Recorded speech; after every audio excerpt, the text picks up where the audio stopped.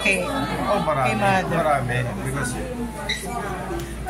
in I started sa Regal in 1984. Yes.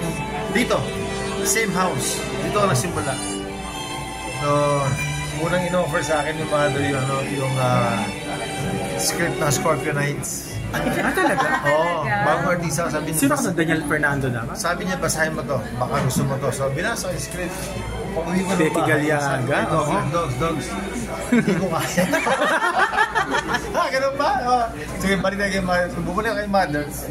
Sabi ko, mother, hindi ko kaya yung ganito. Okay. Sabi niya, Warlight yung tao niya eh. Kunin mo yung isang script. Kasi ayaw ni Gabi yung movie. William and Maricel yun. Sabi niya, ano yan? Inday Bote. Oo, Inday Bote. So yun yung William, ikaw, tsaka Maria. So that's when I started. And then right there and then, nag-issue siya ng check sa akin. O yan ha, pirma ka ng kontrata, Regal baby ka na. Diba? Tanda mo sir kung magkano yung... 25,000. At that time, that was my first, in 1984, that was my first contract. Tapos sunod na sir, no? Sunod na yun, no? And then I never, I've always been with Regal. I would do movies outside Regal, Viva, Seiko. Pero ang Mother Studio has always been Regal. Ano po yung advice? May mga advice sa'yo binibigay si Mother? Wala si Mother lang, basta sabi niya. Huwag ka lang magbibigay talaga ng sakit ng ulo sa production.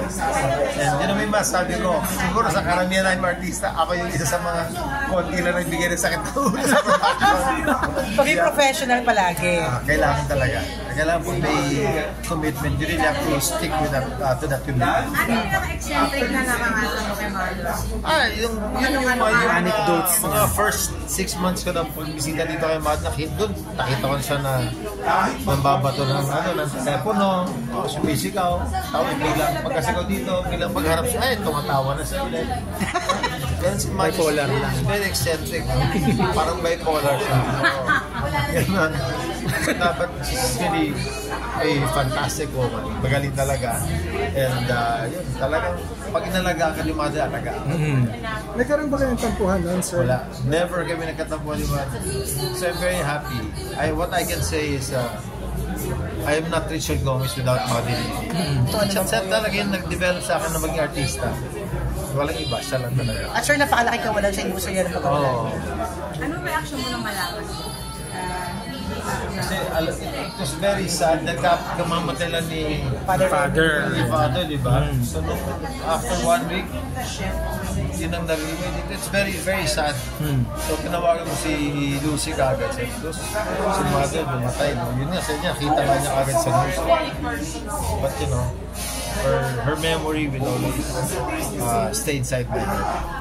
Anong greatest contribution ni Mother sa'yo bilang sa akin? Ako. Ikaw mismo. Kung sino ako ngayon is because of Mother Lily. Without the movies na ginawa niya para sa akin. Ang dami dahil kung ginawa movies for me. Ano yung mga greatest mga good films na? The Hasbating, Inday Bote. Yes. Yung mga movie namin ni Peke, yung babae ng Pampaslupa. Ang dami. Lahat puro Regal yung mga classic na yun eh, no? Kailan po kayo nagkausap ni Mother? Naku, tagal na, mga 2 years ago. Medyo hindi na rin maganda yung condition niya at that time. But she's always in her house. Hindi ka niya binigyan ng bahay papagawa? Hindi. That's a swerte na binigay niya sa akin, nakabili ako ng bahay. Yun ko na lang. Bongga. Okay. Bongga talaga. So nagkaroon kayo ng awards, no? Because of Regal Marami. Film? A lot of my awards sa Regal Films, mga movies. Okay, salamat po. Picture lang, sir. Of course.